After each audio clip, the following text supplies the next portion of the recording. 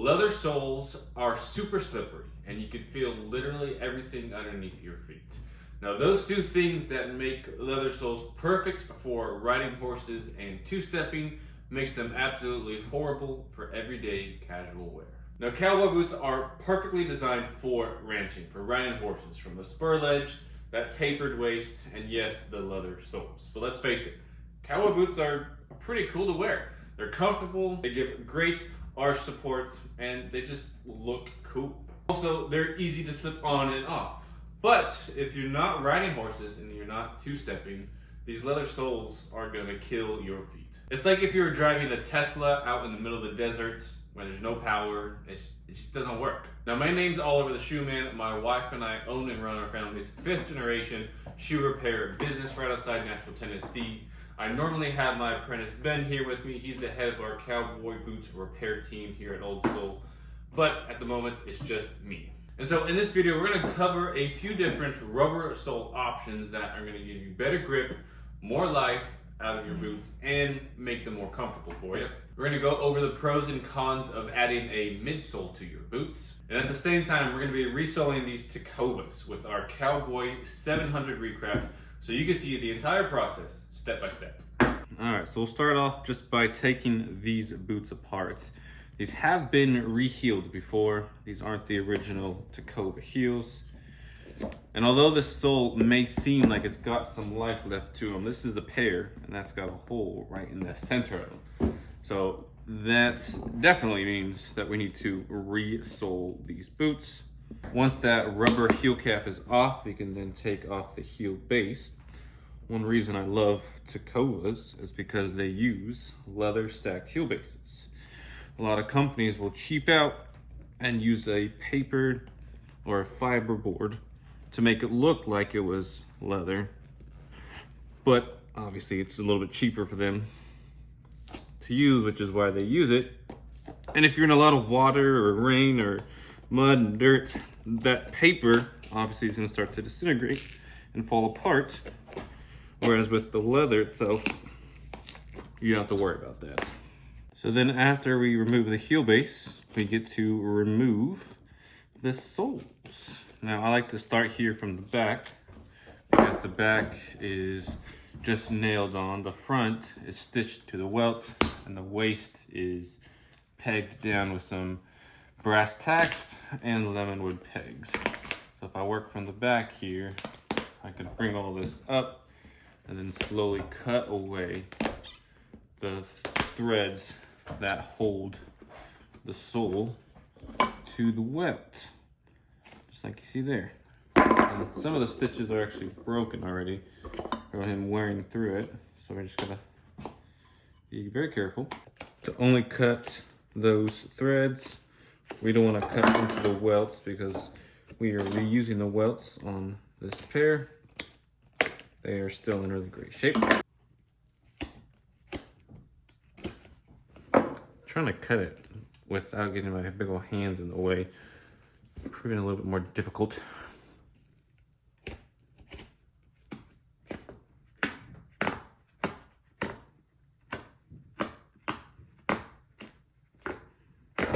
Bam! So now what you're looking at is one, the old cork. Cork is laid into these boots, one, to fill the cavity that's created when they make the boots, and two, for comfort, support. It kind of molds to your foot as you walk. That's kind of part of the break-in period. But over time, it does dry out. So when we resole them, we will replace that cork. The next step is to come from the top of the welt, you see, and remove all the stitches that held the sole on, because they're not holding the sole on anymore. So we got to clear that up so that when we put a new sole on, we'll have a fresh base to stitch the new soles onto. You don't want to stitch on top of the old stitches, because then the awl and the needle of our sewing machine doesn't really have any path to follow. And so you'll then end up poking more holes into the welt, which weakens it, and then you risk the soles falling off before they even wear out.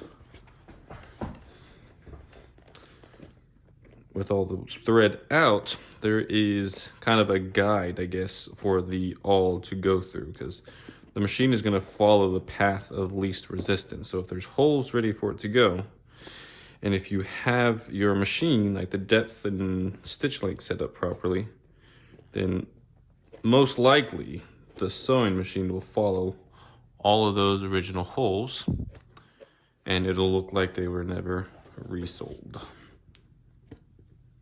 Okay, so we cleaned up all of the old lemonwood pegs. We got all the old threads out, all the nails from the heels. We re-glued and re-tacked this waist section, scraped out all the cork. We're ready for our new cork. Now, as I put this cork in, I want to talk a little bit about different rubber sole options. If you couldn't tell from the intro, I'm recommending that if you aren't two-stepping or you aren't riding horses, switching over to a rubber sole. There's different rubber sole options for different purposes, right? So our most common one is the one that we're doing today. That's the Vibram 700 sole. Now let's say you want a little bit more grip, okay? You're like riding motorcycles, you need some more grip on the road. Doing the 430 is a great way to get more traction while still maintaining that sleek cowboy boots look. And let's say you want to go full lug, apocalyptic, like full traction, full durability. You're riding motorcycles, or you just want a beefy lug sole on your cowboy boots that you're preparing for the apocalypse type deal. Do the Vibram 100 lug sole. Those things make boots look like absolute tanks and a beast. We've done many of those in the past. Everybody absolutely loves them.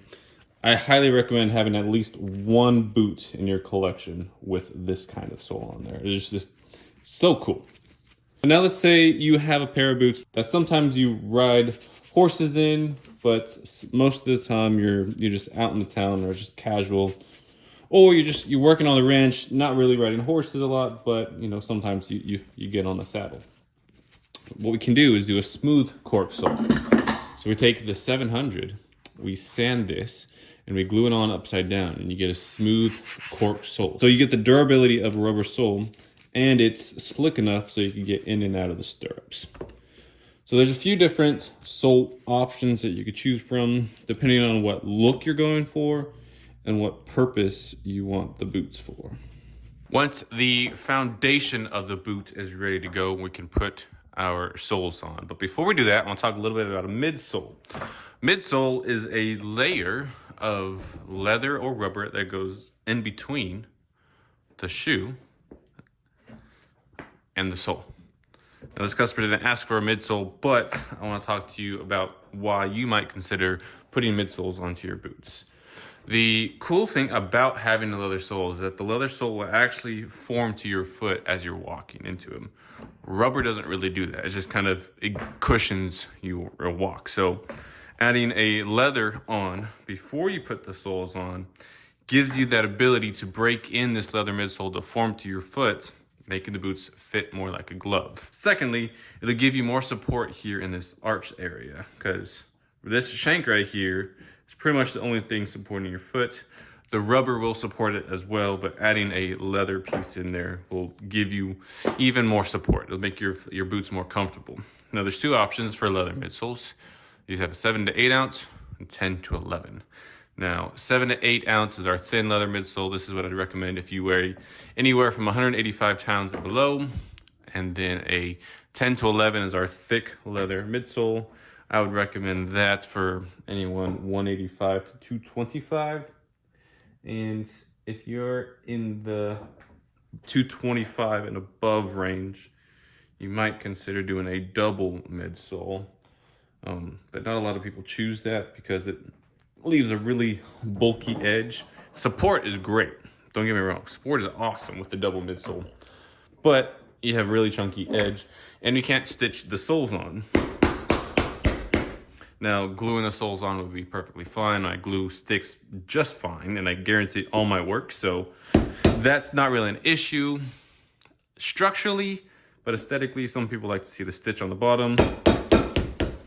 So in that case, I normally just recommend customers do that thick leather midsole.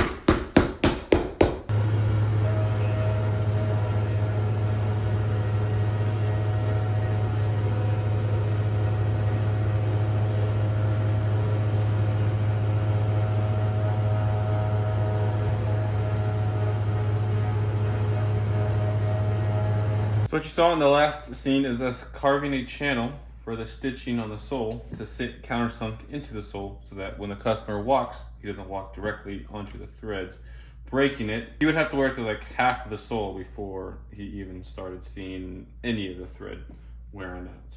So we have got our machine set up to where it's gonna hit that groove, it's gonna hit that, follow that channel, and all we can do is pray that it's all goes well.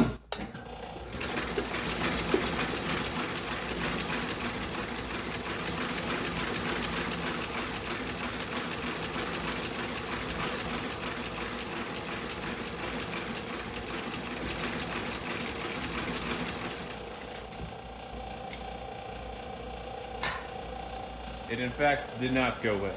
What happened was I didn't turn the boot fast enough, so it came off the edge there. So I had to unstitch it a couple bits.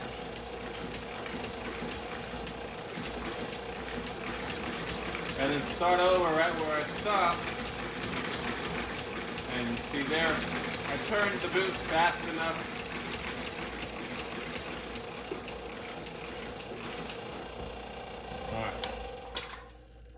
Alright, so this is what the bottom looks like.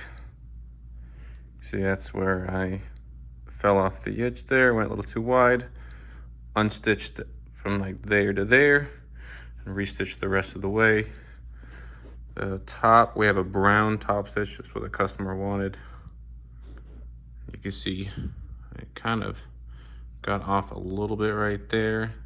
That's not as bad. And so you can see kind of where it got off cancer there, or got back onto it. So we'll clean it all up. I'll cut these threads. We will tuck them in so you won't be able to tell where it stopped and started. The customer won't have to worry about this coming unstitched.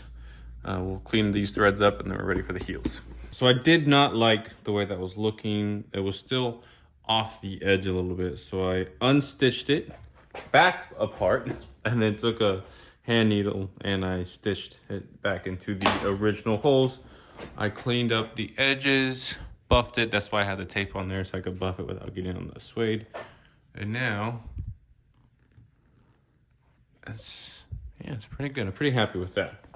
So the next step, we have to mark out where our heel base is gonna go. Now, because these are leather heel bases, we can reuse them, which is fantastic.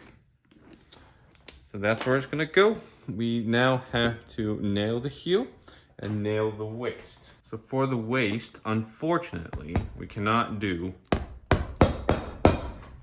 wooden pegs because the wood is not gonna hold the rubber like a brass tack would. And so we'll do a double row here of brass tacks to secure the waist.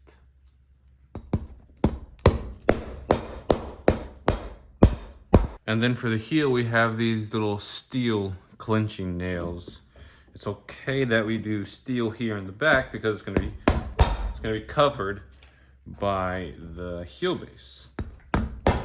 We do brass here because that's gonna be exposed to the elements because we don't want it to rust and fall out. These nails won't see the lights of day until they're ready to be resoled again. Which with these soles is gonna be an extremely long time. And one of the last steps is putting our heel bases and our heels onto the boot. Now I do this a couple ways. The main way I do this is I put the heel base on first, I nail it, and then I balance it out and I put the heel on. With these Tecovas, I've done so many in the past, I pretty much know already it's gonna be balanced. So while I was working on the soles, I had these heels being glued up. And we'll go ahead and nail those in.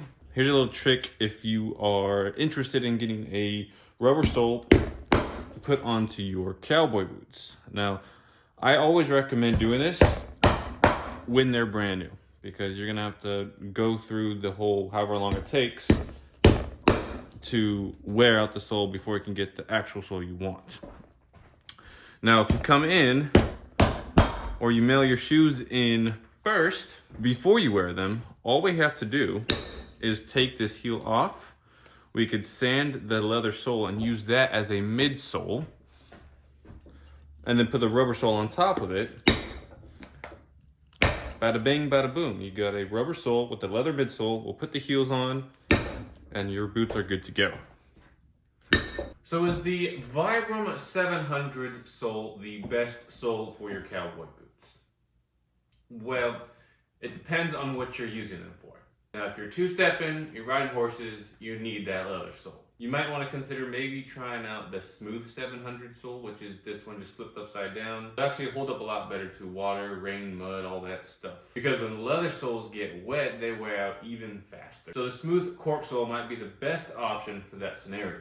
And what I recommend is having multiple pairs, right? One pair for two-stepping, one pair for riding horses, one pair for casual wear, and then another pair with the Vibram 100 lugs because those look freaking cool. But just have a wide variety of boots that you could wear for different occasions, for different purposes.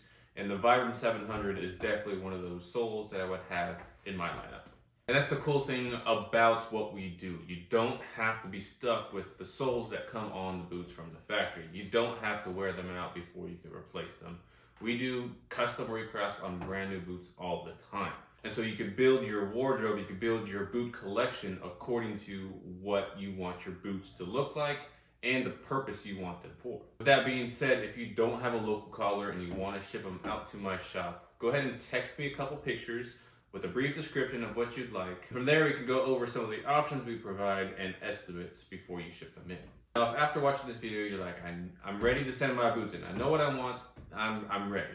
Head on over to my website, super simple. Once you're here on my website, you can scroll through and see the different rubber sole, leather sole options that we offer. We'll scroll up to the Cowboy 700 recraft, which is what you just saw. You see a few different pictures of pairs we've done in the past, a brief description, what's all included. We get down to these options. You can choose if we want new welts or not, if you have a single or a double stitched cowboy boot. If you want to add a midsole there, you can. Sole color comes in black, brown, stitch colors, edge finishes, all that good stuff. Once you're happy with it, add that to your cart. Check out like normal to secure your spot in line, and you will get an email confirmation with the shipping instructions. Ship them on in, and I will contact you as soon as they arrive to finalize the details and get you in line. And thank you guys so much for watching. I do greatly appreciate it. If you like this video, hit that like button. If you want to see more cowboy boot related content just like this, hit that subscribe button, hit that bell notification, and I will see you guys next week. God bless you.